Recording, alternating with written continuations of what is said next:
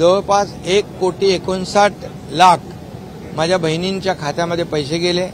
जवळपास हा आकडा 2.5 कोटीच्या वरती जाईल आणि म्हणून सप्टेंबर 30 पर्यंत याची मुदत वाढवलेली आहे आणि मुख्यमंत्री माझी लाडकी बहीण योजना याला पूर्ण वर्षभराचं आर्थिक जे काही तरतूद आहे ती केलेली आहे।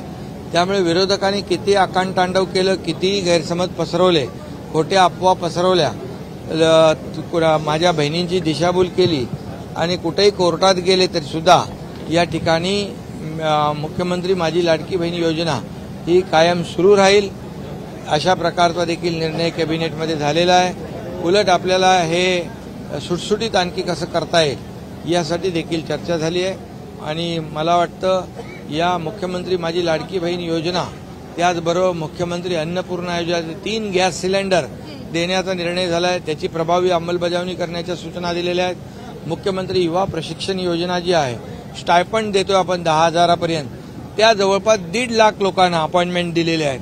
10 लाखांचं टार्गेट आहे, त्यावर देखील प्रत्येक जिल्हाधिकाऱ्याला 30,000 युवकांचं अप्रेंटिसशिपचं टार्गेट दिलेलं आहे आणि ते देखील युद्ध पातळीवर काम चालू आहे। तरुणांच्या हाताला काम मिळेल आणि बेरोजगारी कमी होईल आणि या सगळ्या ज्या काही योजना आज आम्ही सुरू केल्या आहेत, मुलींचं मोफत शिक्षण आपण केलं, हायर एज्युकेशन, त्याचे देखील अंमलबजावणी करायला सांगितले।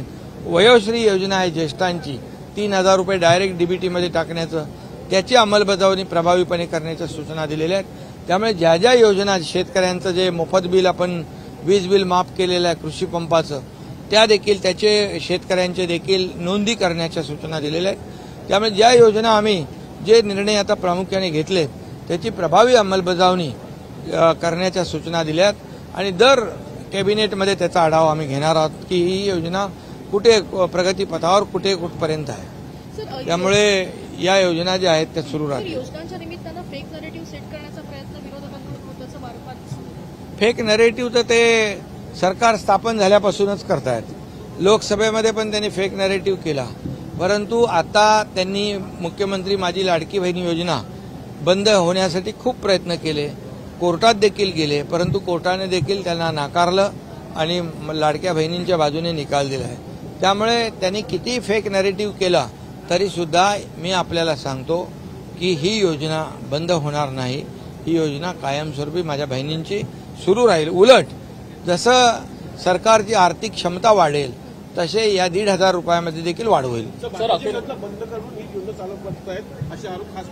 बिलकुल त्यामध्ये कुठलेही तथ्य नाही आहे, त्याच्यावर देखील चर्चा झाली आणि तो GR जो आहे तो GR जो काढला होता त्याच्यात अधिक स्पष्टता देखील आणण्याच्या सूचना दिलेल्या आहेत। त्यामुळे ज्या योजना पूर्वी सुरू आहेत एकही योजना त्याच्यातली बंद होणार नाही।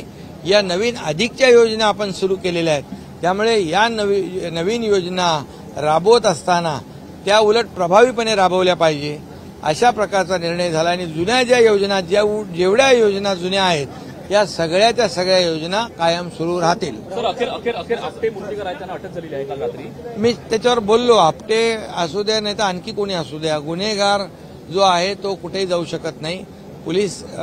त्याला पोलिसांनी अरेस्ट केलेली आहे, त्याची चौकशी होईल, त्याच्यावर कायदेशीर कठोर कारवाई होईल। परंतु विरोधक जे दुर्दैवी राजकारण करतायत त्यांना माझं एवढं आव्हान आहे की छत्रपती शिवाजी महाराजांच्या नावाचं राजकारण आपण करण्यापेक्षा छत्रपती शिवाजी महाराजांचा भव्य दिव्य असा पुतळा आम्ही तिथे उभा करू, त्याच्यामध्ये काही विधायक सूचना असतील त्या करा।